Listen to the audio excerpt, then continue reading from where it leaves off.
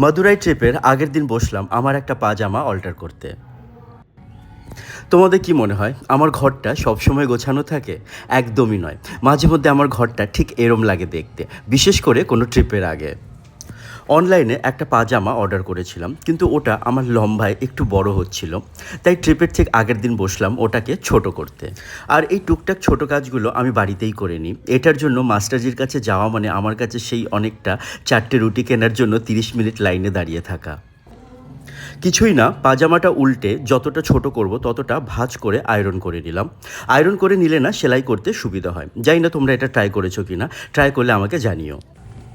দুটো পা সেলাই করে আবার উল্টে সোজা করে আয়রন করে নিলেই হলো। সত্যি করে বলো তো, দেখে বোঝা যাচ্ছে নিজের হাতে করেছি? পরের দিন আমার 6:50-এ ফ্লাইট ছিল। মাদুরাইয়ের ডিরেক্ট ফ্লাইট খুব একটা না থাকাতে প্রথমে আমি যাব চেন্নাই। বাড়ি ফিরে গাছগুলোতে জল দিতে গিয়ে দেখি পায়রাগুলো এই হাল করেছে। ইদানিং ওরা আমার ব্যালকনিটা না খুব নোংরা করছে। 7 দিনের মতো থাকবো না, কিছু একটা না করে গেলে ফিরে আর ব্যালকনিটা দেখতে হবে না। তাই ঠিক করলাম একটা নেট লাগিয়ে যাব। তবে নেটটা আমি জাস্ট ব্যালকনিকে বাঁচানোর জন্য লাগাচ্ছি, ব্যালকনি বাইরেটা ওদের জন্যই থাকবে। ওদেরও অসুবিধা হবে না, আর আমারও ব্যালকনিটা ভালো থাকবে।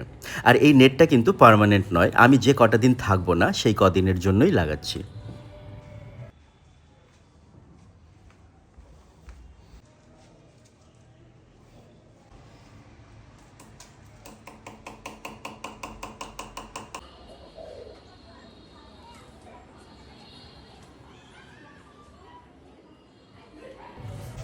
এই জুতো ধোয়ার অভ্যেসটা কিন্তু আমার মায়ের থেকে পাওয়া। আসলে নোংরা পা আর নোংরা জুতো কোনোটাই আমার পছন্দ নয়। গাছে জল দেওয়া, ব্যালকনিতে নেট লাগানো, সব কাজ সেরে এলাম ফাইনাল প্যাকিংয়ে। প্রথমে যাব চেন্নাই, ওখানে একদিন থাকবো। আমার চেন্নাইয়ের বন্ধুরা বারবার বলেছে ওদের জন্য যেন জলখাবারের নলেন গুড় নিয়ে যাই।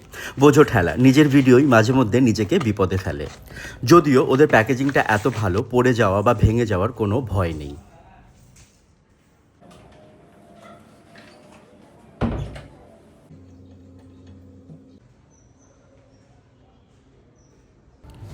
সময় নষ্ট না করে ঝটপট রেডি হয়ে বেরিয়ে পড়লাম এয়ারপোর্টের উদ্দেশ্যে।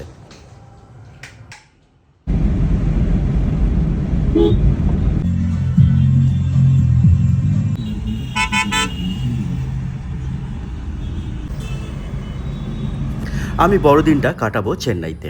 চেন্নাইতে একদিন থেকে পরের দিন ট্রেন ধরে যাব মাদুরাই।